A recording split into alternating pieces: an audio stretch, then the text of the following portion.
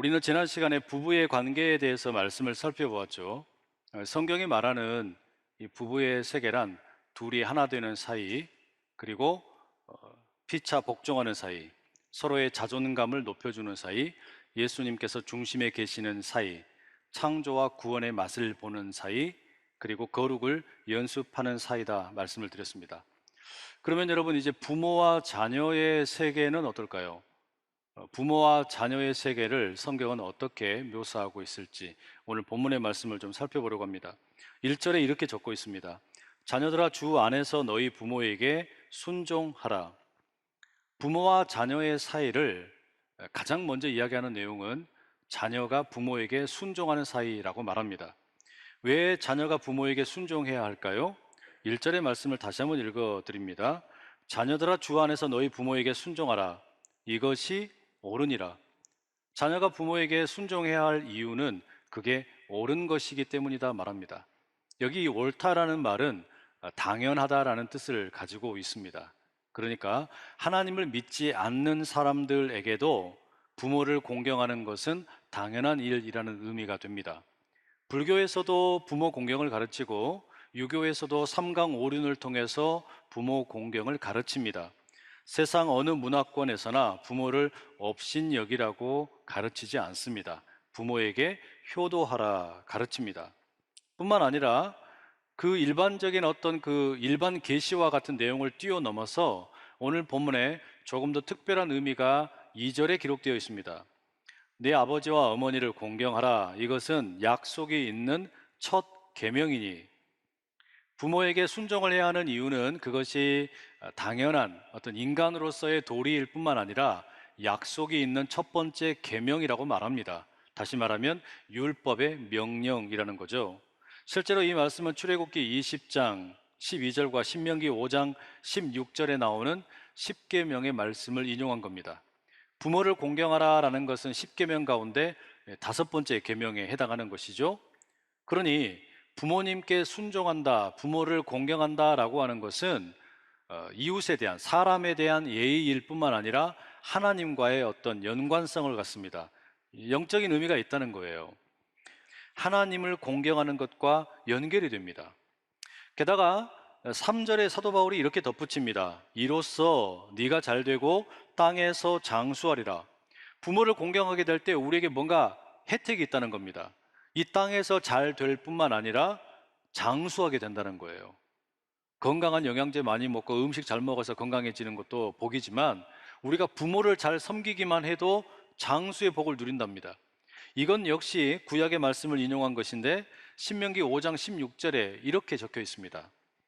너는 네 하나님 여호와께서 명령한 대로 네 부모를 공경하라. 그리하면 네 하나님 여호와가 네게 준 땅에서 네 생명이 길고 복을 누리리라. 명백하게 이 가르침이 뭡니까?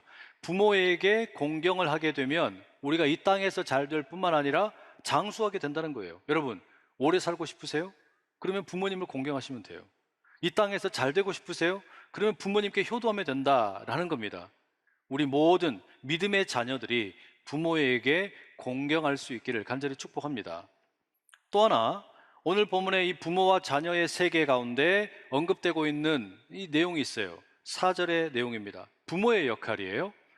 또 아비들아, 너희 자녀를 노엽게 하지 말고 오직 주의 교훈과 훈계로 양육하라. 이 말씀에 우리가 살펴보면 부모와 자녀의 관계라고 하는 것이 자녀가 부모를 공경하고 순종하는 것, 그게 한 면을 이루고, 또 하나는 뭡니까? 부모가 자녀를 사랑으로 양육하라라는 가르침이 됩니다. 그러니까 일방적으로 자녀에게만 희생하라는 이야기가 아니에요. 부모가 자녀를 또한 그렇게 사랑으로 양육하는 것이 필요하다는 겁니다. 4절의 말씀을 좀 자세히 보시면 바울이 부모에게 이렇게 권면을 합니다. 당신의 자녀를 노엽게 하지 마세요. 자녀들이 짜증나게 하지 마세요. 자녀들이 분노하게 하지 마세요. 이렇게 말합니다. 여러분, 그러면 우리의 자녀들이 경험적으로 볼 때 언제 짜증내고 언제 화를 내고 언제 분노합니까?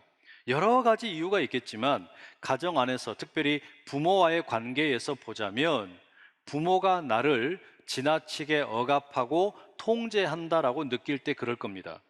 통제라는 게 뭡니까? 내가 가지고 있는 힘으로 상대방을 억누르는 거예요. 부모라는 권위로 아이를 억누르고 부모의 힘으로 아이를 억누르는 거, 이게 통제 아닙니까? 그러니까 이와 같은 통제의 방식은 자녀가 어릴 때는 어느 정도 통할 수 있어요. 그때는 부모의 권위, 부모의 힘으로 아이를 억압하고 통제하는 것이 효과적일 수 있습니다. 하지만 자녀가 조금만 성장하게 되면 이와 같은 통제의 방식은 전혀 통하지를 않게 되죠. 중학교만 들어가도 아이들의 몸집이 커집니다. 부모보다 더 크게 돼요. 힘으로 제압할 수 없어요. 사춘기 자녀들은 더 이상 부모의 권위에 순종하지 않습니다. 부모가 부모라는 것으로 인해서 따르지 않는다는 이야기입니다. 때문에 권위와 힘의 방식으로 통제하는 것은 좋은 교육이 아니다, 양육이 아니다, 이런 이야기입니다. 그와 반대되는 것으로 바울이 추천하는 교육의 방법이 뭡니까? 주의 훈계와 교훈으로 양육하라고 말합니다. 이 주의 교훈과 훈계로 양육하는 게 뭘까? 종교개혁자 장 깔뱅은 그들을 다정하게 품어주고 상냥하게 다루는 것이다, 이렇게 적고 있습니다. 그러니까 달리 이야기하면 우리가 주의 교훈과 훈계로 우리의 자녀들을 양육한다라고 하는 것은 사랑으로 그들을 돌보는 겁니다. 안정된 사랑으로 그들에게 다가가는 거예요, 여러분. 그래서 이와 같은 내용을 종합을 해놓고 보면 이 부모와 자녀의 세계라고 하는 것은 양면을 갖고 있는 거죠. 자녀는 부모에 대해서 헌신하고 그리고 공경하는 게 필요하고, 부모는 자녀에 대해서 안정된 사랑을 공급해 주는 게 필요하다라는 겁니다. 그런데 여러분, 사실 이와 같은 성경의 말씀은 오늘 우리에게 그렇게 썩 와닿지가 않아요. 이게 너무 이상적인 것처럼 들려요.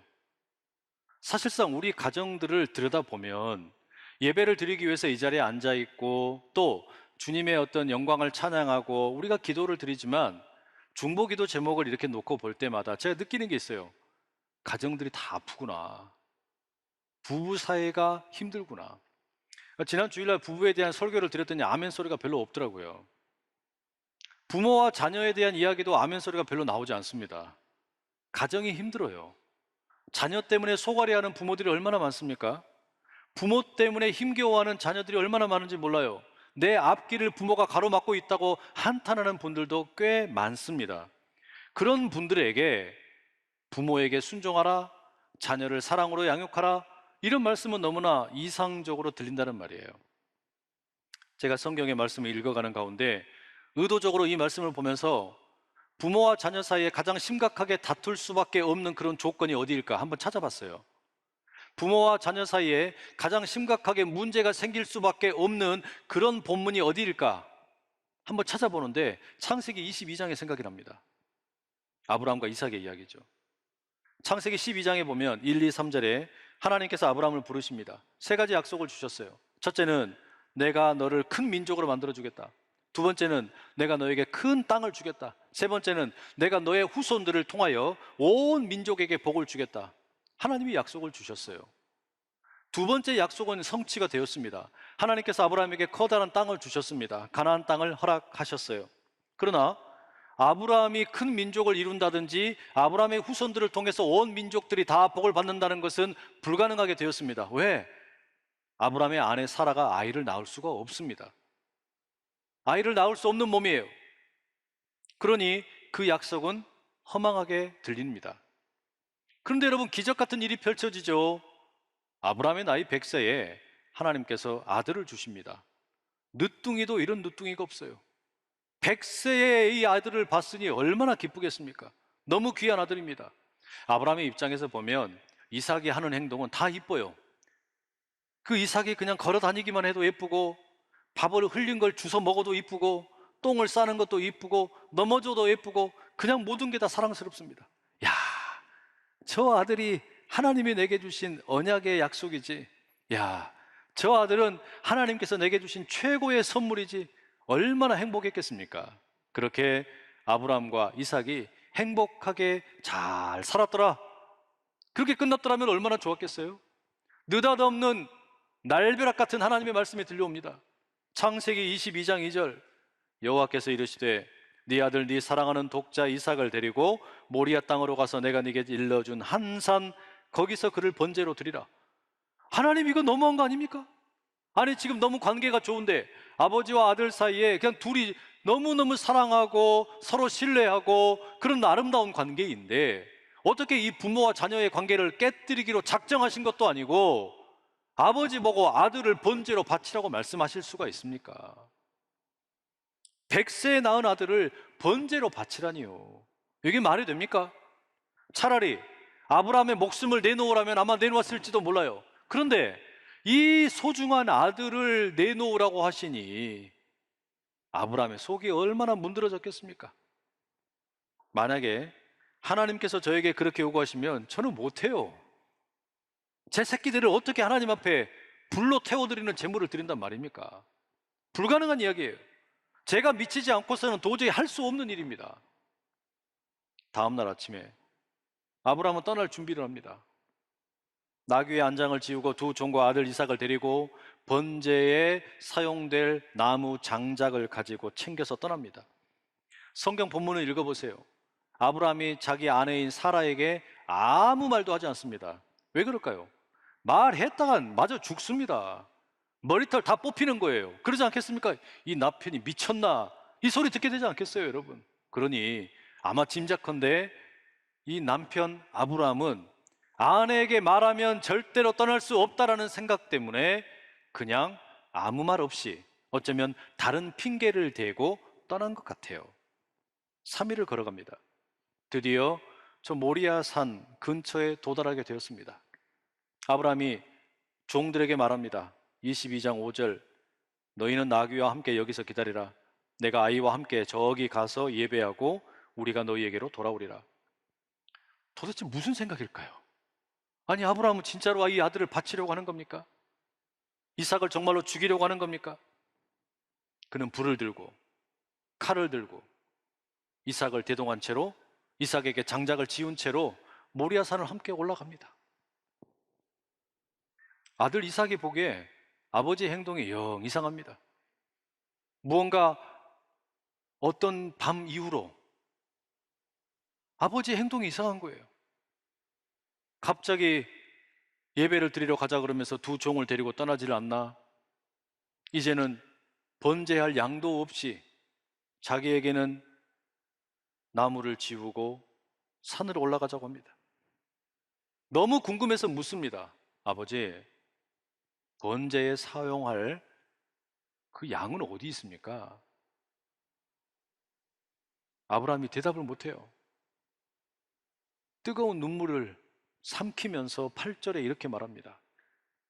내 아들아, 번제할 어린 양은 하나님이 자기를 위하여 친히 준비하시리라.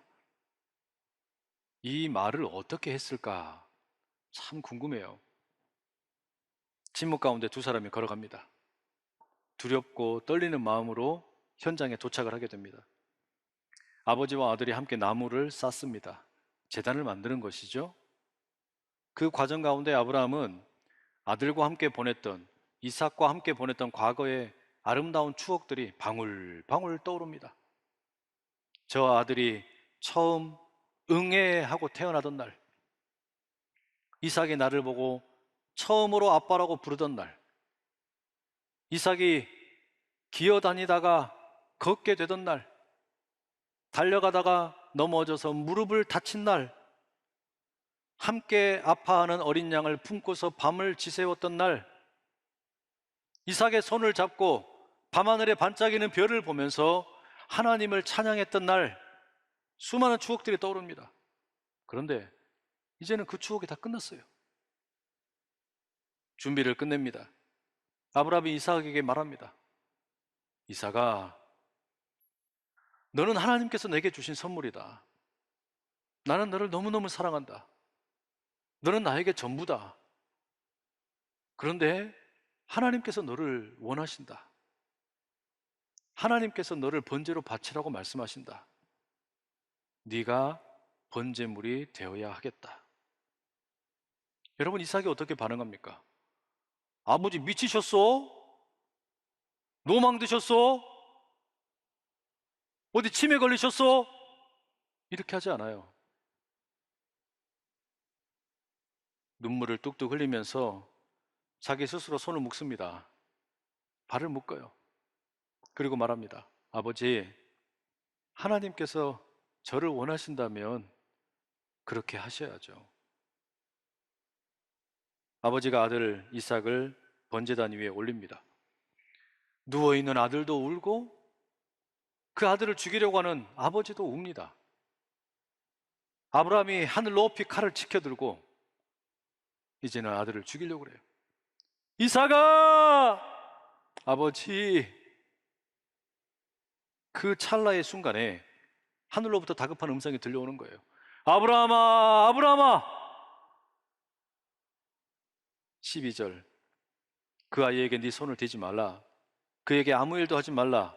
네가 네 아들 네 독자까지도 내게 아끼지 아니하였으니 내가 이제야 네가 하나님을 경외하는 줄을 아노라. 내가 이제야 네가 하나님을 경외하는 줄을 아노라.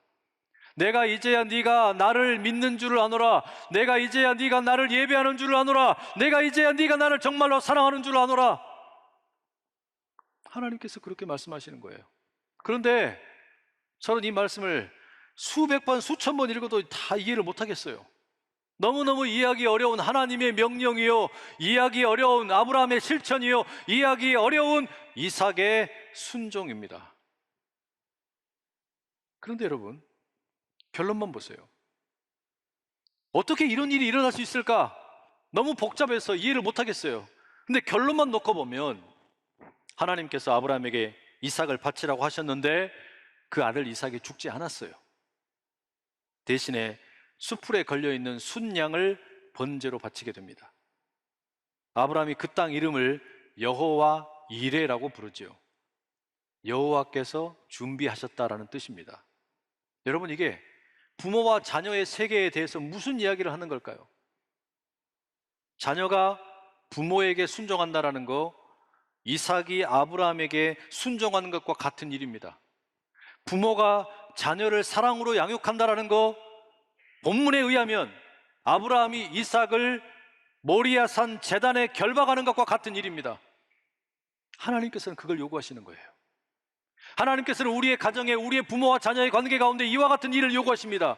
결국 이를 통해서 우리가 발견하는 게 뭡니까?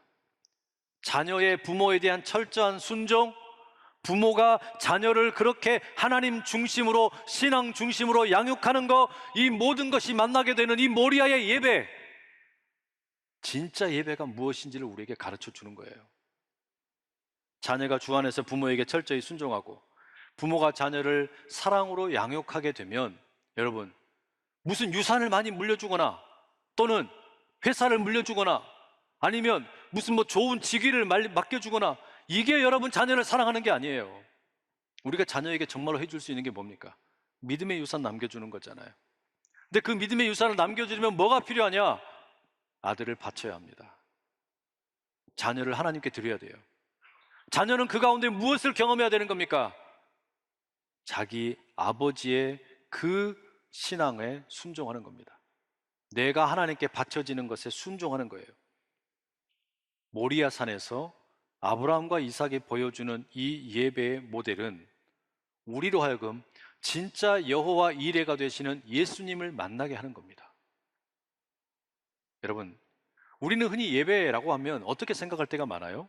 내가 하나님께 무언가를 드리는 게 예배라고 생각을 하죠. 그게 전혀 틀린 건 아닙니다. 내 시간을 하나님께 드리고, 내 재물을 하나님께 드리고, 내 자녀를 하나님께 드리고, 내 사업체를 하나님께 드리고, 내 마음도, 내 계획도, 내 자녀에 대한 모든 주도권도 하나님께 드리는 거, 그게 예배입니다. 맞습니다. 그런데 그것은 모리아 산에서 아브라함과 이삭이 했던 예배예요. 그런데 이 부모와 자녀가 함께 드리는 모리아 산의 예배는 결국 무엇으로 완성이 되느냐?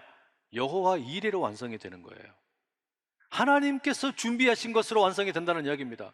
내가 얄팍하게 드리는 것으로 끝나는 게 아니라 그것보다 더 크고 놀라운 하나님의 예비하신 여호와 이레의 준비하심이 있다는 이야기예요.